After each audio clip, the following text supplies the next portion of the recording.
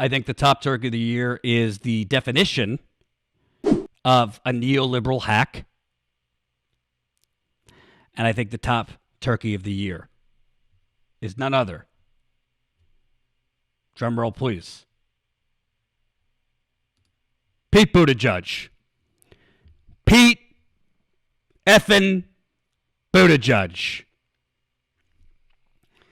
Who, frankly, is America's turkey. And I think Mayor Pete is Obama, Clyburn, Biden, all wrapped into one chiseled specimen. Now, to take you through this top turkey, we have to start really at the beginning of the meal. And I learned about Pete Buttigieg thanks to you. You all helped me. You all sent me to South Bend before the Iowa caucus to actually dig and find out just who is Pete Buttigieg. Because frankly, the media really tried to push another Obama 2.0. The media really tried to make another Obama, just younger, white, and gay. And this was a Super Bowl of platitudes coming out of this man's mouth. I don't even know one actual policy, Medicare for all who want it, which is nothing. It doesn't mean anything. Pass the torch, new generation, yada, yada, yada. But in reality, if a journalist, because some journalists actually went to South Bend and did some reporting, very few, none from CNN, actually went to South Bend, they would have seen that his top accomplishment in South Bend was actually bulldozing the homes of black and brown people. Remember that? Bulldozing 1,000 homes in 1,000 days? If you've never seen this, I'm not going to play the whole video, but here is, if you want to watch the whole video, here is the report we did in South Bend, driving around to show you Mayor Pete's top accomplishment as mayor of South Bend. Let's take a look. But you've received some backlash from me and from others about your 1,000 houses in 1,000 days initiative, and something you have touted as a success. But the issue is it disproportionately affected African Americans in South Bend, and African Americans constitute 26% of the population in South Bend. And in fact, African Americans who weren't able to repair their homes lost their homes. They were either demoed or they were sold to white folks.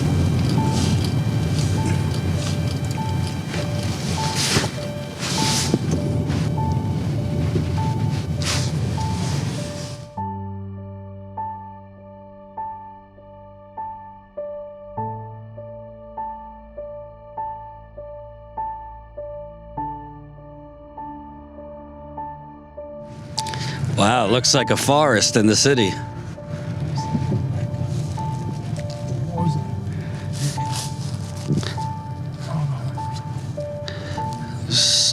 Empty lots.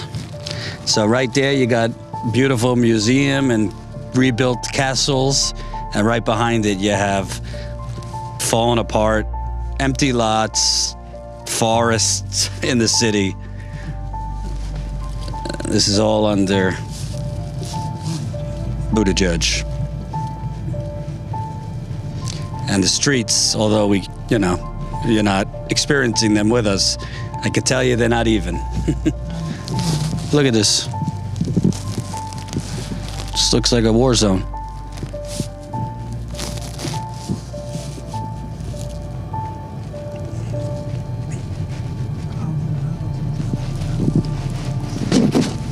It's amazing to me because he's presented this as one of his shining achievements, but what's the achievement of it? There's nothing to show for it. So that gives you just a taste of what an accomplished turkey Pete Buttigieg is. The other accomplishments of this top turkey was gentrifying like 4 blocks, the downtown area of South Bend, beautifying 4 blocks, spending, I think, $25 million on a light show in the waterfall to make the waterfall in the river there show, different colors at night to basically attract businesses from Chicago to come to downtown South Bend by essentially paying them to do so, paying them to come. No, you don't have to pay taxes, nothing. And bulldozing homes in black and brown parts of the town, basically so you could further gentrify. Also, while we reported there, we found out that his administration and him paid black-owned businesses to leave, to literally move like down the road to a different city. So anyone who, if they would have actually done the most basic journalism of Pete Buttigieg, would have realized this guy is a neoliberal,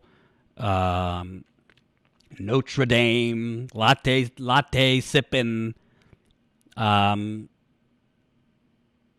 elitist, and frankly, a racist. Maybe not verbally, but by policy, absolutely. So that's who Pete Buttigieg is. But all of it, the media just concocted this image and concocted this candidate to the point where he was leading at one point. He was seriously leading. And heading into Iowa, they had created this candidate that a lot of people thought was the future. The next Obama.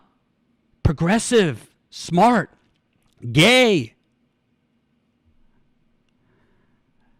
To the point that you start to wonder, is there a legitimate election fraud cabal to elect Pete Buttigieg? Remember? Des Moines Register, for the first time in the history of the poll, cancels the last poll because one person told them Pete Buttigieg wasn't given as an option. We have to cancel the entire poll, which, by the way, once it was leaked, showed Bernie Sanders in the lead by 5 or 6 points a few days before the Iowa caucus, and Pete Buttigieg, I believe, in third. We need to cancel the entire poll because one person said, well, Pete Buttigieg wasn't given as an option. Riddle me this. Do you think if a voter or somebody in Iowa called the Des Moines Register a couple days before the Iowa caucus and said, I'm very concerned because I was called and Bernie Sanders was not given as an option. Do you think the Des Moines Register would have canceled its final poll and not release it? Which, by the way, let's not be naive here. Polls do matter. It pushes a public narrative, and who is in the lead right before the caucus or the primary, it affects how voters think about who they're going to vote for. It does affect voter behavior. But all of a sudden, the Des Moines Register just cancels its final poll because of one person who wasn't offered PD. Sneaky Pete. You don't think the Pete Buttigieg campaign had something to do with that? You don't think maybe the DNC had a little something to do with that? Then we get to one of the most outrageous, arrogant, ballsy things I have ever seen. And I've been covering this corrupt political system for many, many years. Pete Buttigieg comes out before there's any results for the Iowa caucus and declares victory.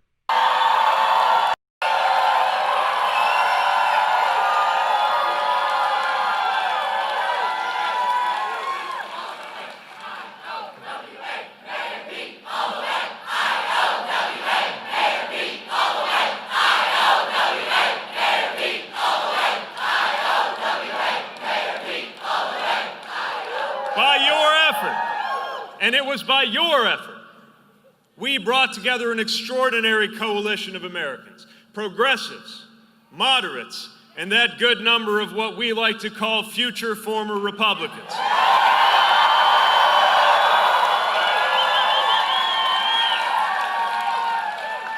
And that's how we're going to win in November. Because it's about adding people to our cause.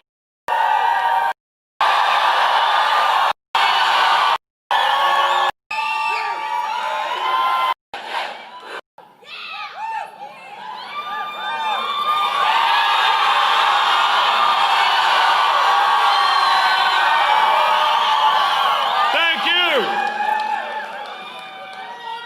What a night. Because tonight, an improbable hope became an undeniable reality.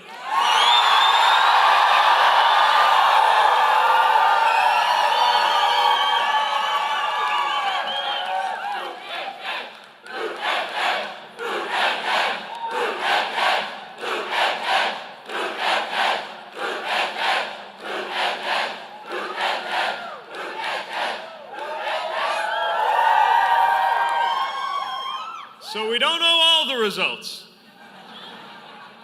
but we know by the time it's all said and done, Iowa, you have shocked the nation.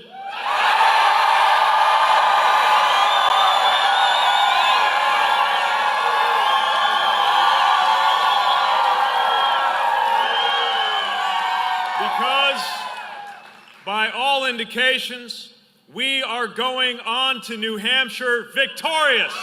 Victorious! Victorious! Can you imagine if Bernie Sanders would have come out and declared himself the winner with no results?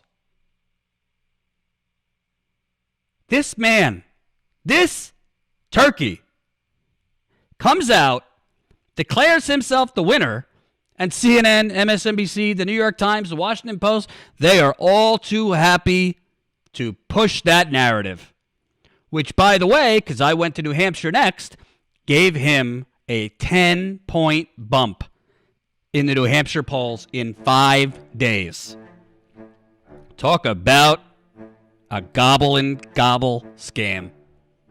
Hope you enjoyed that last video. Hop on over to statuscoup.com where you can sign up for our email list and become a member for as low as $5 to $10 a month.